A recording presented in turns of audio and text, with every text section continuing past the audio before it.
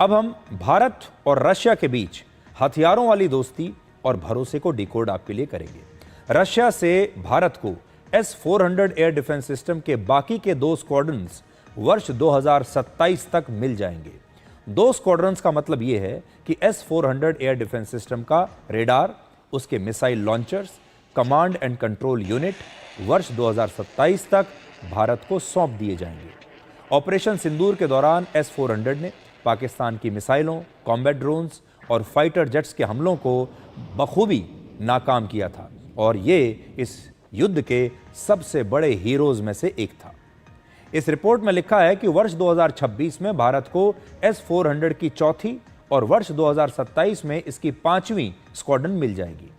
यानी 2027 तक भारत के पास 5 S-400 एयर डिफेंस सिस्टम होंगे, जिन्हें भारत सुदर्शन चक्र भी कहता है और ये नाम भगवान श्री कृष्ण के सुदर्शन चक्र से लिया गया है। चीन में SCO समिट के दौरान भारत के रक्षा मंत्री राजनाथ सिंह और रशिया के रक्षा मंत्री के बीच एक बैठक में S-400 की डिलीवरी, सुखोई लड़ाकू विमानों के अपग्रेड और दूसरे हथियारों को लेकर बातचीत हुई है और यह भी तय हुआ कि अब दोनों देश मिलकर भारतीय वायुसेना के ताकतवर फाइटर जेट सुखोई 30 MKI को अपग्रेड करेंगे। ऑपरेशन सिंदूर के दौरान इसी विमान ने शानदार प्रदर्शन किया था और अब इस एयरक्राफ्ट में नए रेडार के साथ और आधुनिक मिसाइलें भी लगाई जाएंगी। इसके बाद ये लड़ाकू विमान सुखोई से सुपर सुखोई बन जाएगा और ये अगले 20 से 30 वर्षों तक भारतीय वायुसेना की एक बड़ी ताकत बना रहेगा। इसके अलावा 1 जुलाई को भारतीय नौसेना में एक नया बेहद आधुनिक युद्धपोत शामिल होने वाला है, जिसका नाम है INS तमाल।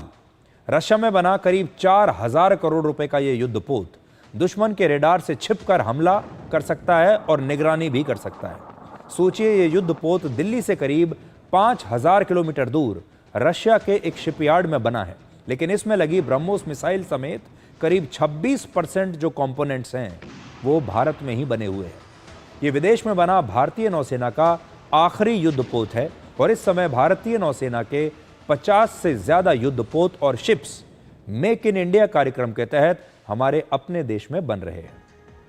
और एक थिंक टैंक सिप्री का यह कहना है कि रशिया के हथियारों पर भारत की निर्भरता अब धीरे धीरे कम हो रही है और अब भारत अपने मेड इन इंडिया हथियार लगातार तेजी से विकसित कर रहा है। वर्ष 2010 से 2014 के बीच भारत अपने 72% हथियार रशिया से खरीदता था, लेकिन 2020 से 2024 के बीच यह संख्या घटकर अब सिर्फ 36% रह गई है। अब भारत अपने कई हथियार खुद बना रहा है और दूसरे देशों को भी मेड इन इंडिया हथियार अब भारत बेच रहा है, निर्यात कर रहा है। आज आपको भारत और रशिया की दोस्ती का यह उदाहरण भी जरूर देखना चाहिए। रशिया ने भारत और चीन दोनों को अपना S-400 एयर डिफेंस सिस्टम बेचा है। तो ये जो एयर डिफेंस सिस्टम है S-400, ये रशिया ने भारत को भी दिया और चीन को भी दिया। आपको याद होगा, अमेरिका ये बिल्कुल नहीं चाहता था कि हम एयर डिफेंस सिस्टम रशिया से खरीदें, लेकिन हमने खरीदा। अब बड़ा फर्क देखिए कि ये जो एयर डिफेंस सिस्टम चीन को मिला है उसमें वो खासियतें नहीं हैं, उसमें वो फीचर्स नहीं हैं जो भारत के S-400 में हैं। यानी रशिया को हथियारों के मामले में चीन से भी शायद कहीं ज्यादा भरोसा भारत पर है।